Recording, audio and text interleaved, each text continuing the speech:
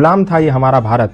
उस समय अमेरिका से एक मिशनरी को भेजा गया, उसको भेजा गया कि जाओ भारत और जाकर के भारत को ईसाई राष्ट्र बनाओ। और वो 21-22 साल का नौजवान था जिसका नाम था सैमुअल इवान स्टॉक। ईसाई राष्ट्र का मिशन देकर के उसको भेजा गया। वो भारत आया, भारत में शिमला गया, वहां पर उसने एक तरफ से लोगों को ईसाई बनाना प्रारंभ कर दिया। जब धीरे धीरे काम चलने लगा तो अचानक से हिमाचल में प्लेग की बीमारी फैल गई। जैसे आज कोरोना की बीमारी फैल गई, ठीक उसी प्रकार प्लेग की बीमारी भी छुआछूत की बीमारी थी। लोग अपने परिजनों को छोड़ छोड़ करके भागने लगे। जैसे घर में किसी को प्लेग हो गया तो घर में छोड़ करके चले गए।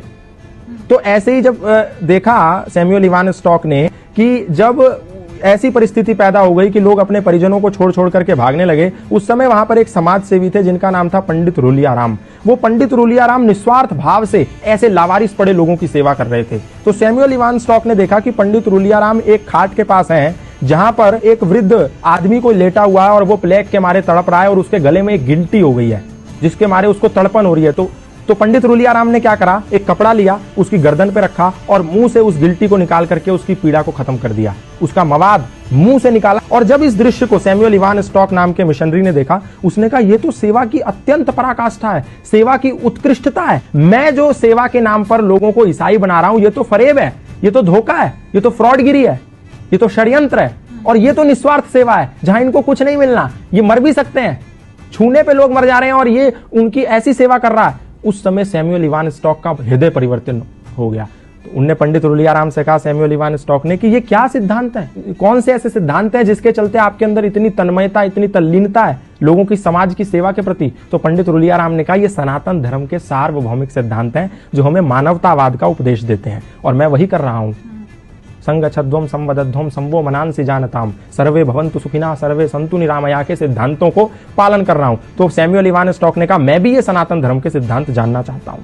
तो सैमुअल इवान स्टॉक को पंडित रूलियाराम ने सत्यार्थ प्रकाश दिया, द लाइट ऑफ ट्रुथ नाम की एक पुस्तक दी। बोला तुम ये पढ़ो और तुम्हें सनातन धर्म का पूरा सारांश पता चल जाएगा कि सनातन है क्या। सैमुअल इवान स्टॉक ने उस पुस्तक का अध्ययन किया। अध्ययन करने के बाद ऐसा हृदय परिवर्तन हो गया कि आया तो था वो भारत को ईसाई राष्ट्र बनाने, वो भारत को आजाद कराने की लड़ाई में कूद पड़ा। और जब वो लड़ाई में कूद पड़ा तो अंग्रेजों ने उसको जेल में बंद कर दिया। जेल में बंद कर दिया तो उसकी मुलाकात लाला लाजपत राय से हुई। जेल से निकल के आने के बाद उसने पंडित रूलियाराम से मिला और बोला कि मैं अब सनातन धर्मी बनना चाहता हूं और मैं अपना नाम भी, क्योंकि आपने जो मुझे सत्यार्थ प्रकाश दी थी, द लाइट ऑफ ट्रुथ, उसको पढ़ने के बाद मेरा हृदय सनातन की और श्रद्धा से भर गया है। तो मैं नाम भी अपना उसी सत्यार्थ प्रकाश से अभिप्रेरित होकर रखना चाहता हूं। अपना नाम सत्यानंद रखना चाहता हूं। और वो व्यक्ति सत्यानंद आर्य सन्यासी बन गया और भारत में रहकर के मृत्यु पर्यंत सनातन धर्म का प्रचार करता रहा। आप सोच के देखिए कि एक व्यक्ति जिसको भारत को ईसाई मुल्क बनाने के लिए भेजा गया था, लोगों के साथ छल कपट करके, वो व्यक्ति सनातन धर्म का प्रचारक बन गया।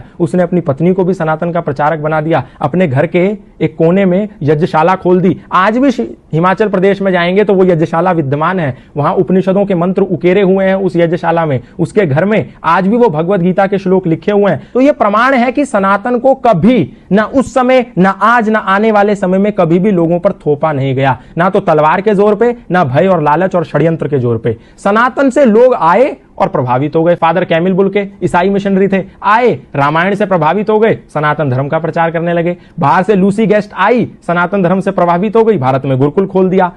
स्टैनफोर्ड की एक महिला आई, भारत में आके गंगा के पास बैठी, साध्वी भगवती सरस्वती बन गई। एक व्यक्ति स्विट्जरलैंड से पैदल भारत आ गया, 4 साल 18 मुल्क पैदा करते हुए। कोई गया था उसके कंधे पर बंदूक रखने और उसका नाम हो गया बैन बाबा।